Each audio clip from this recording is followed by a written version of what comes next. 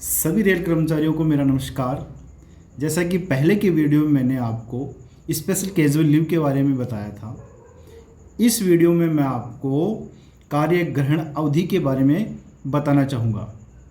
कार्य ग्रहण अवधि, कार्य ग्रहण समय या ज्वाइनिंग टाइम जब कर्मचारी का प्रशासनिक आधार पर या जनहित आधार पर स्थानांतरण होता है तो कर्मचारी को यह जॉइनिंग टाइम दिया जाता है और यह जॉइनिंग टाइम कर्मचारी को नए पद पर कार्य ग्रहण के लिए दिया जाता है। अगर किसी कर्मचारी का स्थानांतरण 180 दिन से कम समय के लिए होता है तो यह समय जो कार्य ग्रहण समय है वह उसको नहीं दिया जाता। और कर्मचारी अगर दोपहर से पहले रिलीव होता है तो उसका जो कार्य ग्रहण समय है वह उसी दिन से माना जाता है। और अगर कर्मचारी दोपहर बाद, अपराह्न बाद रिलीव होता है तो उसका जो ज्वाइनिंग टाइम है वह नेक्स्ट डे, अगले दिन से शुरू होता है। अगर कर्मचारी का स्थानांतरण सेम यूनिट मतलब कि सेम स्टेशन पर हो तो और उसे अपना आवास बदलने की आवश्यकता ना हो तो कर्मचारी को एक दिन से ज़्यादा का कार्य ग्रहण समय नहीं दिया जाता। और अगर कर्मचारी का स्थानांतरण एक स्टेशन से दूसरे स्टेशन पर हो तो उस कर्मचारी को जब 1000 किलोमीटर से कम दूरी हो तो उसको 10 दिन का कार्य ग्रहण समय दिया जाता है।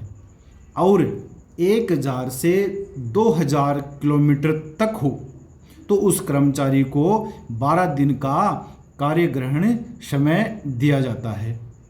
और अगर यह दूरी 2000 किलोमीटर से ज़्यादा है तो कर्मचारी को 15 दिन का कार्य ग्रहण समय दिया जाता है। और कर्मचारी अगर हवाई यात्रा करता है तो उस कर्मचारी को अधिकतम 12 दिन का ज्वाइनिंग टाइम दिया जाता है। यदि कोई रेल कर्मचारी कार्य ग्रहण अवधि बढ़ाना चाहता है तो यह अधिकतम 30 दिन बढ़ा सकता है, लेकिन उसके लिए उसके विभागाध्यक्ष द्वारा स्वीकृति लेनी होगी। मंडल स्तर पर मंडल रेल प्रबंधक द्वारा लेनी होती है।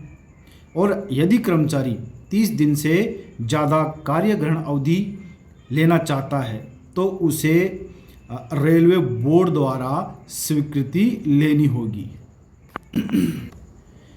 यदि कोई कर्मचारी चाहे कि मुझे ये छुट्टी नहीं लेनी है तो यह छुट्टी उस कर्मचारी के छुट्टी खाते में जो औसत वेतन छुट्टी है उसमें ऐड हो जाएगी। उसके लिए कर्मचारी को आवेदन करना होता है और वर्तमान में तो आवेदन HRMS एप्लीकेशन पे करना होता है जिसमें joining time added to LAP में उसको आवेदन करना होगा। और आवेदन करने के बाद उस कर्मचारी का जो सक्षम अधिकारी होता है वह उसको स्वीकृत कर देगा और स्वीकृत करने के बाद वो छुट्टी उसके खाते में जमा हो जाएगी।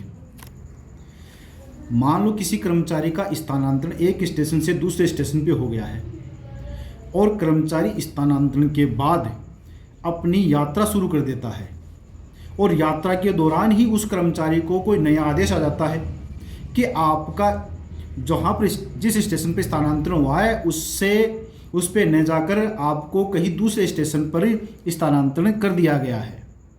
तो उस कर्मचारी ने जितने दिन यात्रा कर ली उसके अलावा जिस दिन उसको आदेश हुआ है कि आपको किसी अन्य स्टेशन पर स्थानांतरण पर जाना है तो उसको उसके अलावा नया जो ज्वाइनिंग टाइम है वो अलग से उसको दिया जाएगा। और इस छुट्टी में कर्मचारी को जो कार्य ग्रहण अवधि है उसमें कर्मचारी को वेतन किस हिसाब से मिलेगा तो जब कर्मचारी कार्य ग्रहण अवधि से पहले जो वेतन ले रहा था वही उसको कार्य ग्रहण अवधि में उसको वेतन मिलेगा और कर्मचारी कार्य ग्रहण अवधि के दौरान भी ड्यूटी पर ही माना जाएगा। अब तक की वीडियो में मैंने रेल कर्मचारियों को मिलने वाली छुट्टियों के बारे में लगभग जानकारी दे दी है।